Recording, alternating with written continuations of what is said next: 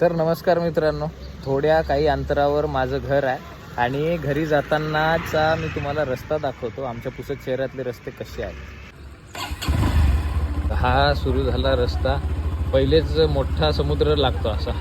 म्हणजे विषय काय माहिती आहे का की रस्त्यात गड्डे नाही आहे, गड्ड्यात थोडा थोडा रस्ता आहे.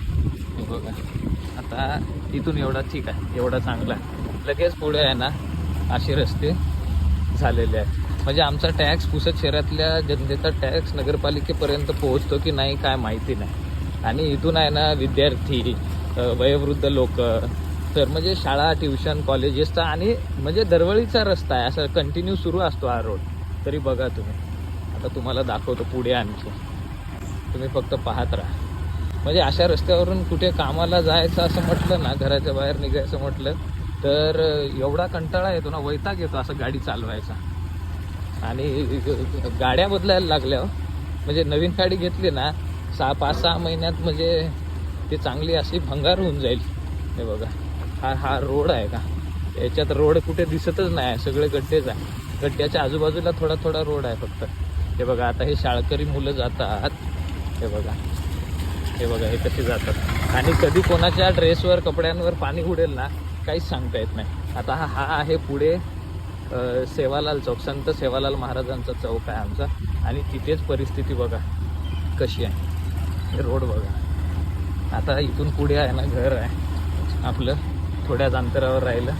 तुम्हाला तिकडची पण परिस्थिती दाखवते. हे बघा, हे असे रस्ते म्हणजे कमाल आहे ना. म्हणजे प्रश्न कोणी विचारणार की नाही, हा सगळ्यात मोठा प्रश्न हाच आहे. लोक वैतागलेले आहेत असं जाताना येताना. त्यांना इतका त्रास होतो ना. कधी कोणाच्या अंगावर जर असं उडालं ना तर बिचारायचं कुठे इमर्जन्सीमध्ये जायचं असेल तर प्रॉब्लेमच आहे. हे एवढा रस्ता जो आहे ना चांगला, हा म्हणजे आम्हाला लाभलेला आमचं नशीब आहे की नगरपालिकेने एवढा तरी असा चांगला बनवला. तर याच्यात किती पर्सेंटेज खाल्ले असतील लोकांनी, बनवणाऱ्यांनी, काम आणणाऱ्यांनी, देणाऱ्यांनी, याचा तुम्ही एक अंदाज लावू शकता. आता हा माझ्या घराकडे जाणारा रोड आहे. इथे काल विषय असा झाला, माझे वडील पडलेत इकडे त्या टर्नवर.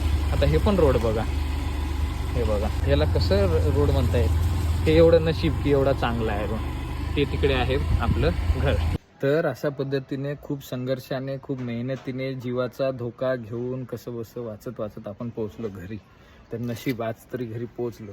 कधी कुठे रस्त्यावर मेलं एखादं तर त्याला जबाबदार कोण राहणार, हा सगळ्यात मोठा प्रश्न आहे. असे रस्ते असल्यावर माणसाने शहरात राहायचं कसं, ठीक आहे. तर हा आपला प्रश्न आहे नगरपालिकेला, पुसद नगरपालिकेला. सगळ्यांनी कॉमेंट करा, तुम्ही प्रश्न विचारणार तेव्हा कामं होतील, ठीक आहे.